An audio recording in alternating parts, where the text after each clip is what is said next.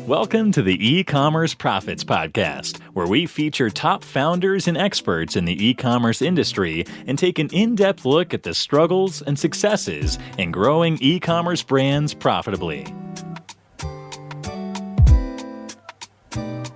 Hey guys, Josh Chin here. I am the host of the E-commerce Profits Podcast, where we feature top experts in the e-commerce industry and we go behind the scenes of the struggles and successes in growing a brand. I have Dr. Jeremy Wise here of Rise25, who has done thousands of interviews with successful entrepreneurs and founders and leaders in the e-commerce space. And we have flipped the script and he will be interviewing me today. Josh, I'm really excited. And if anyone's watching the video right now, they can see what we have in store for you. So just get ready. This is how a beauty brand generated an additional 7 figures in email marketing revenue for Chicks. Before we dive into this episode is brought to you by Kronos Agency. So if you are a direct-to-consumer e-commerce brand that's ready for next level growth and to unlock the optimum customer lifetime value, Josh, who doesn't want to unlock customer lifetime value through email marketing?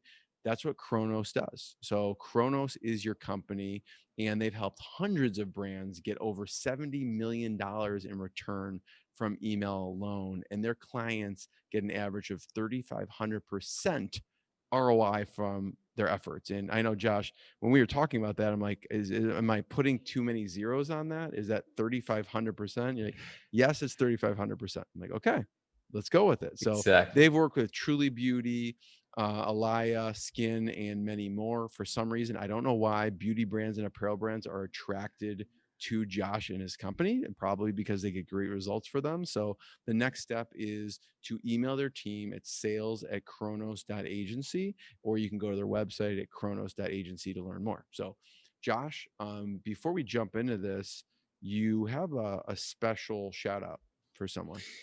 Yeah, I mean, big thank you to Ezra Firestone. I remember your training videos and courses helped me a ton years ago when I first started out. So if you guys are interested in some e-commerce training, check it out at smartmarketer.com. And actually, some of those insights that I got from those courses and training actually helped us a lot as we were building the foundations for Chicks, which is the case study that we're going to be diving deep into today. Josh, I've seen Ezra speak. He's amazing. So let's dive into this. How a beauty brand generated an additional 7 figures in email marketing revenue. And you talk about how you help them add up to 14% in additional email revenue without spending more than just a few hours each week. Now, talk about what is 4Chicks? What do they do? Yeah, and you know what? Before we dive into that, I just checked out the stats of the account just today. And in fact, we are at 27%, coming up from basically zero, basically nothing. When they first started out working with us, we were at about 4% of total revenue being driven with email. And today we're sitting at 27%. So 1/4 of your business is generated with email. And that's incredible. It's super exciting. And we've been working together for I believe well over 2 years now. And well, 4Chicks is they are pretty unique. They are an e-com beauty brand, direct to consumer brand, with the mission of empowering women. They kind of have had an evolution of what their brand promise and what their brand story and what they stand for as a company. And they gradually kind of found their identity over time through the people that they served. And super interesting. Now their products are cruelty-free, they're vegan, and it's accessible to anyone of any background. It's super cool to see them grow in that way. It looks like popular products are like lashes products. Exactly, lashes, eyebrows, things that people would typically associate with just, I would say, I guess they are a typical kind of beauty brand, type of direct to consumer brand. But what sets them apart is just how much they care for their customers and how much they listen. So their brand and the type of products that they developed actually evolved over time as they gradually gain a better understanding of their consumers and their customers. And that's a really interesting kind of progression. Josh, we'll talk about the goal, you had with them when you first started, but what were some of the questions they were asking before you started working together? What were the Yeah, common I mean, questions? so one of the first questions that I got from the founders was, how long is this going to take? How long do you think it's going to take before we see results? And that's a really valid It's a question. loaded And question. it's pretty loaded as well. We get this from pretty much every single founder that we work with and every single marketing team that we work with. But the fact is, what do you mean by results, right? So that's uh, the issue. And we obviously got results pretty much within the first 1 month, but it didn't end there, right? So getting that initial boost of results and performance is really, really quick, especially when we're starting from uh, a very kind of low foundation, and implementing the right strategies from the get-go allowed us to see pretty much a double in results from where they were at within the first 30 days. But that was in the first 30 days. But that doesn't mean as much today, where we are generating pretty much over 1/4 of their business revenue. And that took essentially 2 years of optimization, of partnering, of just creating new strategies and testing new ideas. And ultimately, it's about that sustained results and performance over time versus just a one-time boost, is what we're looking for.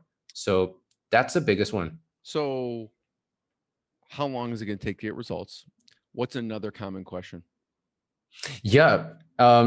Another common question. I actually did not get this from the founders of Fortrix, but it's really common that people actually have had bad experiences working with agencies, having kind of experienced bad communication, just overall bad results, over promising and under delivering. These are very common issues that people face when working with agencies, and that often scars them, and it just leaves a bad taste in their mouth when they think about working with another or partnering up with another agency. And that's why we take a very different approach to our relationship with clients. We act like a partner, essentially thinking from the perspective of our clients and what's best for our clients. And one of the biggest compliments that I've heard from clients is that they view us as an extension of their marketing department, and they lean onto us for the latest strategies, the best insights and ideas to help them guide their marketing strategy. And I find that super interesting because I rarely find that the case with most agencies that we work with ourselves. And that just means a lot to me. Josh, we'll get into what their situation was before you started work with them, but let's talk about if you're watching the video portion, you'll see what we're looking at here. But let's talk about the goal, some of the goals. Yeah, absolutely. So initially, when we first started our partnership, they had a pretty low email revenue percentage of their total business. About only 5% of their total revenue was driven with email. It was actually slightly lower than that, at 4 point something percent. And they really wanted to double or even triple that amount to really create a much stronger back end revenue channel to essentially establish a recurring income for the brand. And they were Why do you relying think pretty that was, heavily. Josh? You think it's just they have so much they're focused in on that they can't focus in and dive deep in email? Is that one of the reasons, or why do you think that is? Yeah, exactly that. It's just so much, as a growing and scaling brand, it's very easy to get overwhelmed with the different marketing channels and supply chain, customer support, and all the different struggles and fires that they have to deal with along the way, while still thinking about maintaining a healthy recurring revenue. That's hard. That's hard to do. So that was one of the biggest pains, and they were relying on very kind of typical plug and play templates at the beginning, and those weren't working very well for them. And open rates were just on a decline, and it was deteriorating over time, especially uh, sustained over time, having low open rates at like 10% or even lower, that hurts deliverability, and that really hurts the overall results and performance of the brand. Yeah. So they really wanted to fix that as quickly as possible and establish email as a profit center.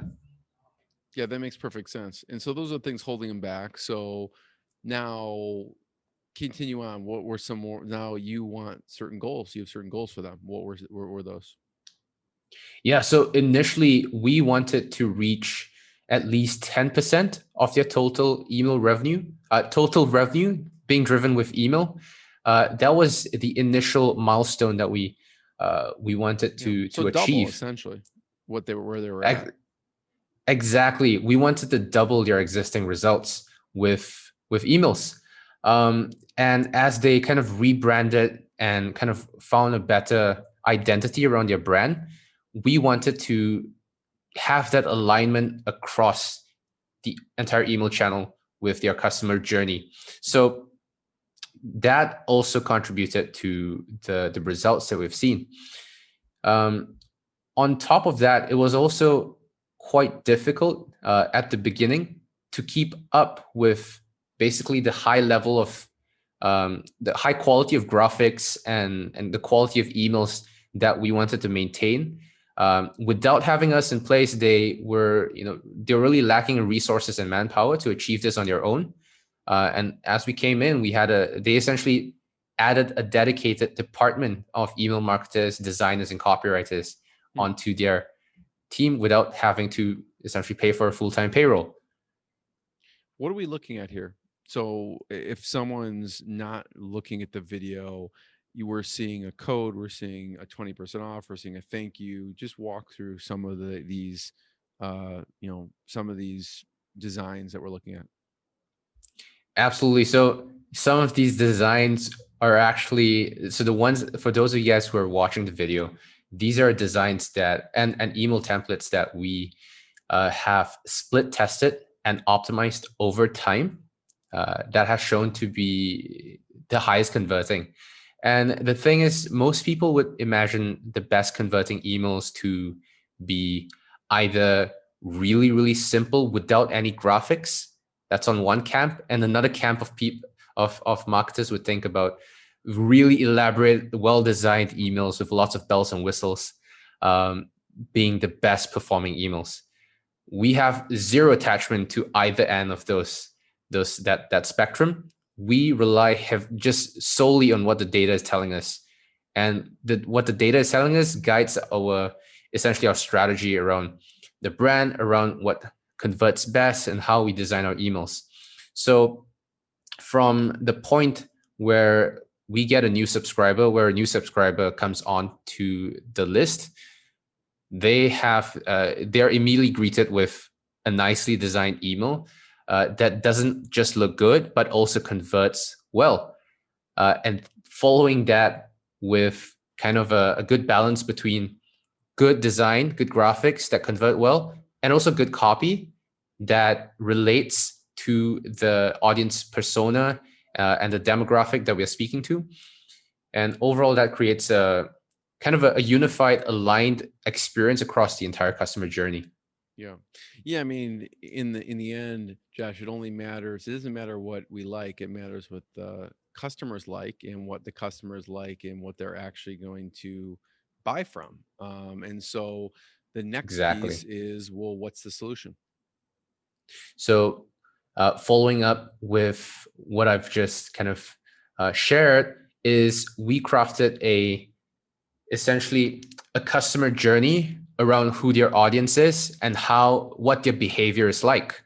What we've found is that most of the purchases happen within a 1 week window. Within that initial impression to conversion, that's typically 1 week. So we invested very heavily on automations to maximize conversions in that first part of that journey, and following that as well from the post-purchase journey up to the second purchase and the third. Where they were lacking initially was they weren't paying a lot of attention to building a strong relationship with existing buyers.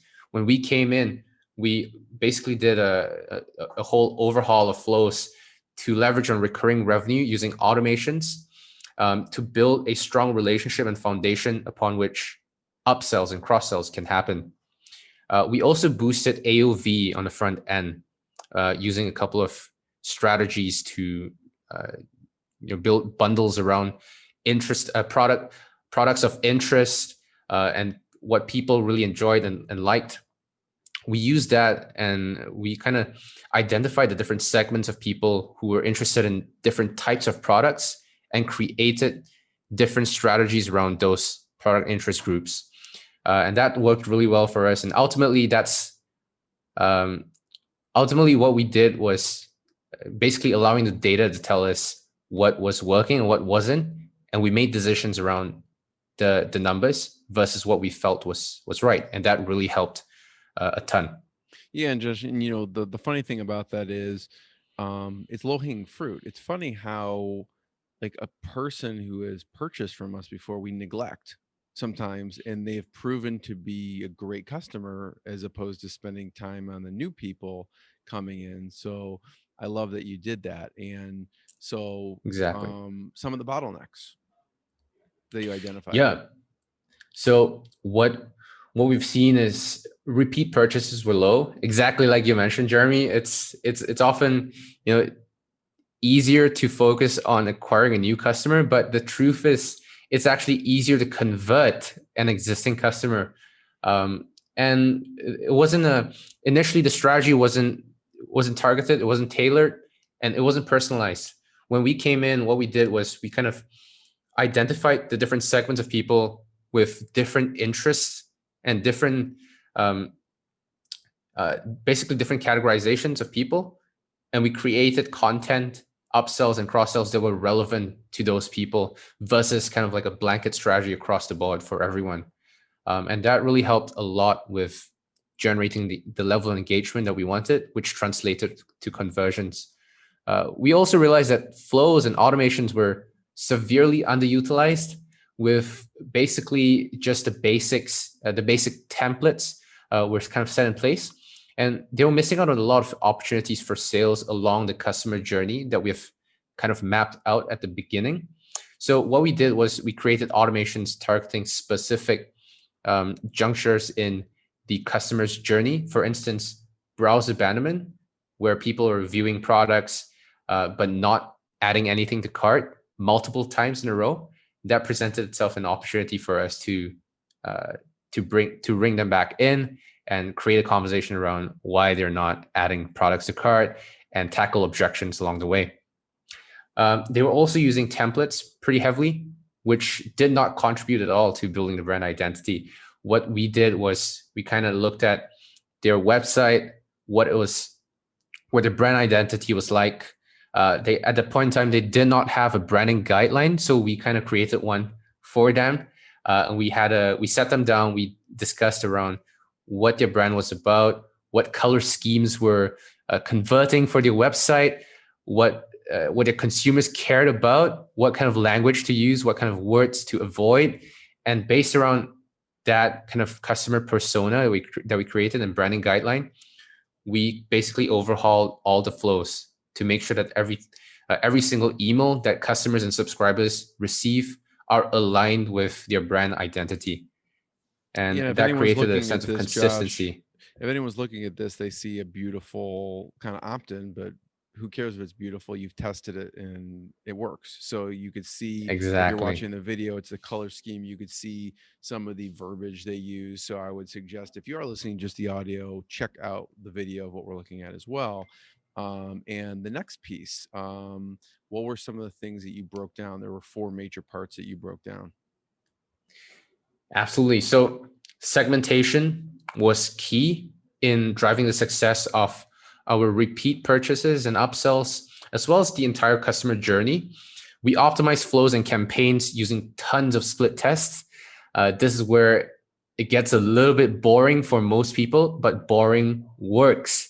In email especially, we did tons of split tests around subject lines, preview text, color schemes, CTA, styles and CTA, copy, as well as the body copy of the email.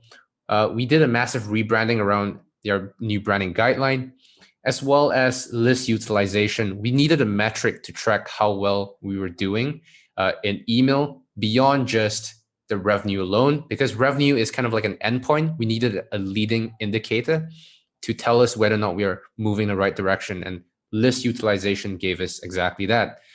So in a nutshell, list utilization is basically the number of people in your list who has opened at least one email from your brand in any given month.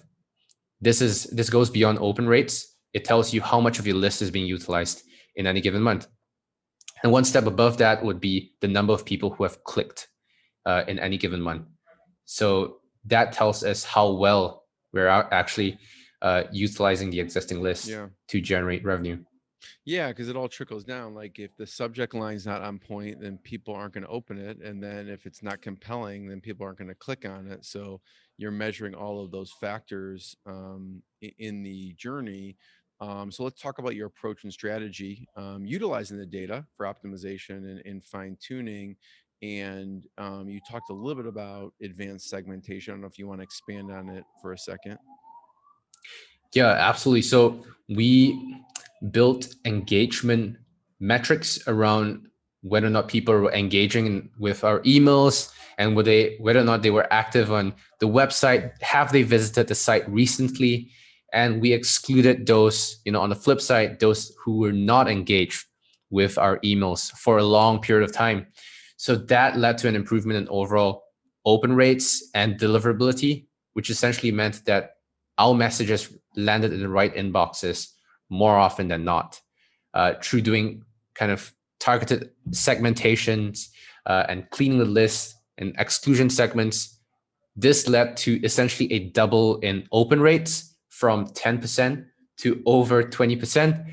Essentially, that meant twice as many people were opening and reading emails from the brand. That's awesome.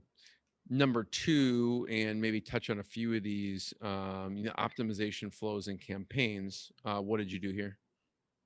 So we optimized and split tested existing basic flows. Some of the tests that we've done was having a discount versus no discount and delaying that discount, using text-based emails versus well-designed HTML-based emails, and kind of just letting the data tell us what's working and what's not. And we also added additional emails to build excitement, to build a relationship using content in the pre-purchase and post-purchase portion of the customer journey. We also created some additional flows to cater to various segments and scenarios that were kind of gaps in the customer journey. For instance, we added a replenishment flow. We realized that there were groups of people who have bought before, but have not bought again, even though theoretically their products should have basically ran out by then. We created additional flows to automate that upselling process and the replenishment process. Just by applying all these strategies, we basically tripled the revenue that we've seen with automation campaigns, with flows, from 4% to 12% in a matter of approximately 3 months. So this was done over quite a significant period of time, and it's continuously optimized. And that's how we kind of capitalize on the growth of the brand, because flows essentially, it's scalable. Essentially, no matter how much traffic you're bringing into the website, flows are going to scale alongside because they're automated emails. And the next thing, talk a little bit. What we're looking at is there's user-generated content, social content, and targeted single upsells. Yeah, so the type of content that we used and the content mix that we introduced to the brand was a big part of the success as well. We leveraged a lot on existing user-generated content, testimonials, and reviews. That was a little bit more raw and organic. That helped a ton in just creating the level of engagements that we've never seen before previously with the type of emails that the brand was sending before working with us. And that resulted in essentially triple in campaign revenue from being attributed of 1% to 3%. and clocking it at essentially 6 figures across that amount of time that we were working together. It's amazing. Rebranding and email design. You touched upon this a little bit before, but what are we looking at here? Yeah, so this is essentially creating a unified and aligned experience and look and feel from the site to the email. And this is super important because what we found is that if people have, if subscribers have a aligned consistency of experience in terms of the brand image and tone and identity from the website and the ads to the email, conversions are much smoother and there's less kind of gaps and leakages, because people like consistency and they have that sense of familiarity with what they already know. That helps with building that long-term relationship as well. Yeah, I mean, I could see I've had that happen on both sides, Josh, where I was on a website and then I got an email, and one was like we're looking at like a pink background, nice visual, and then the email looked completely different. And I basically you subconsciously or consciously lose trust when that happens.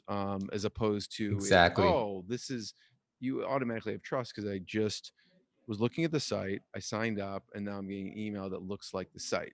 So sometimes it's just subconscious. Like you don't even realize like you trust or don't trust, right? Depending probably how bad it is as far as the color scheme and in the way it goes across all the channels.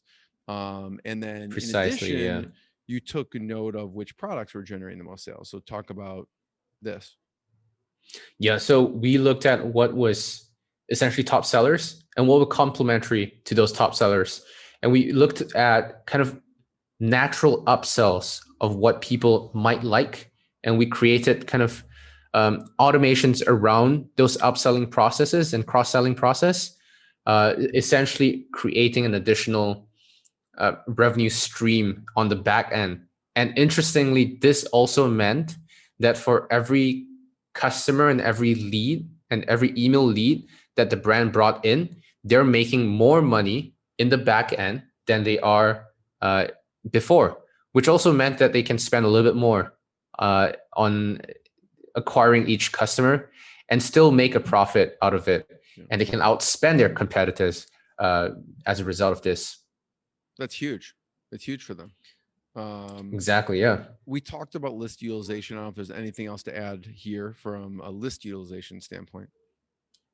So list utilization is one of the metrics that we use to basically measure the goals, kind of that interim goals between now and achieving, say, $1 million in email revenue.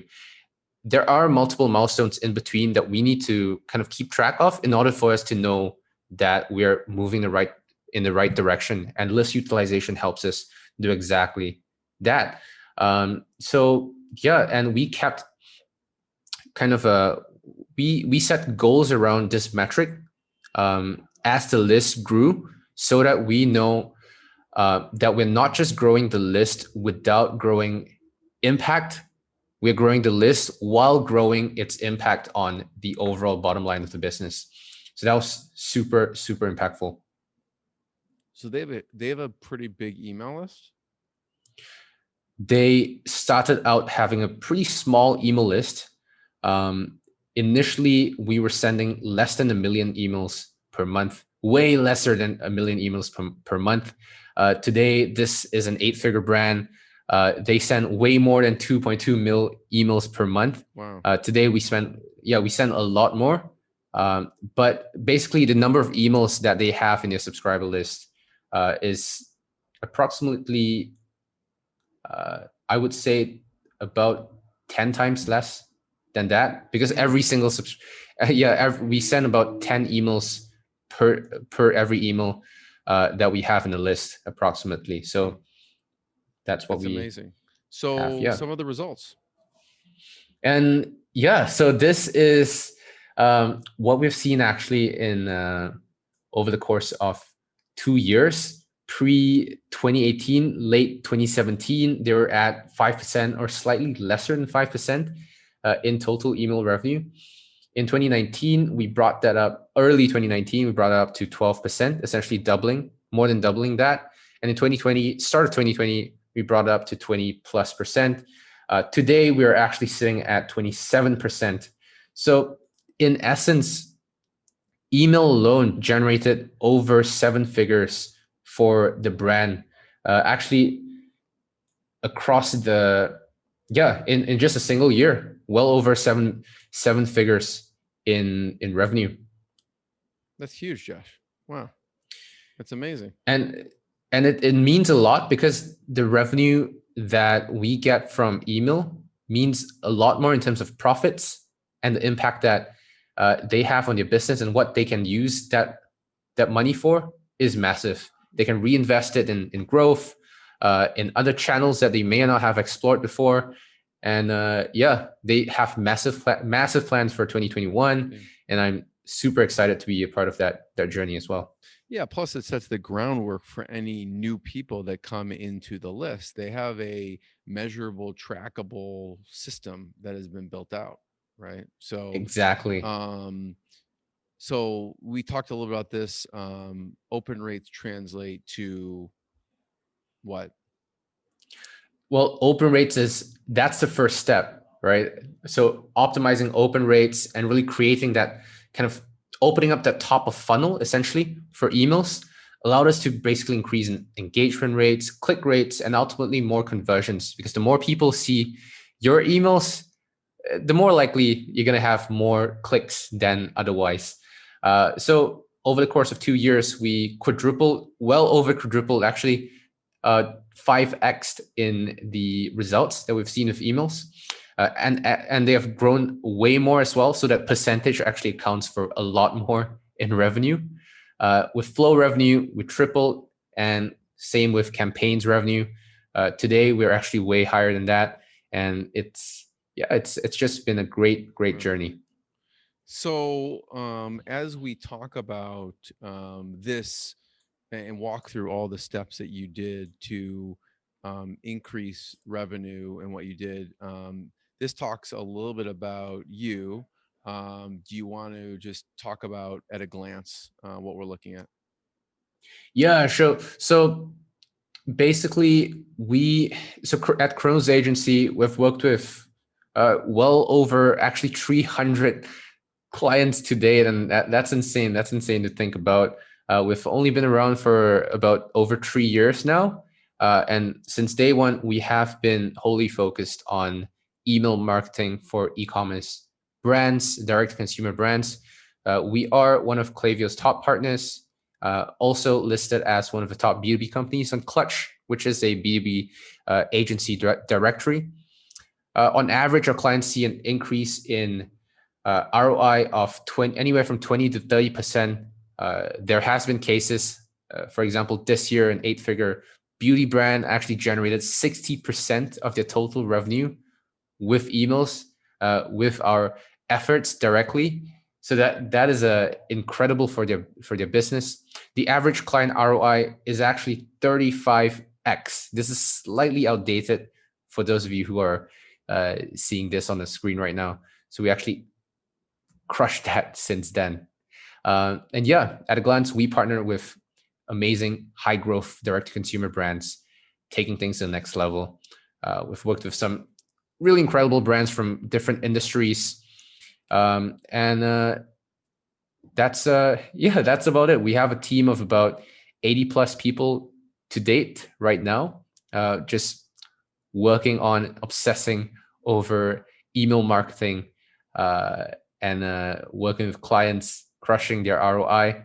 So if anyone's interested in finding out more, all you got to do is click on either the link if it's available here, or go to kronos.agency/application, fill out an application form to book a demo with us, and we'll go through your goals and your journey and how we can help you get to the next level. Thanks everyone for listening. check out Kronos.agency, Kronos.agency/application, and check out more episodes of the podcast as well. And Josh, thanks for having me. Thank you for being on. Thanks for listening to the E-Commerce Profits Podcast. We'll see you again next time, and be sure to click subscribe to get notified of future episodes.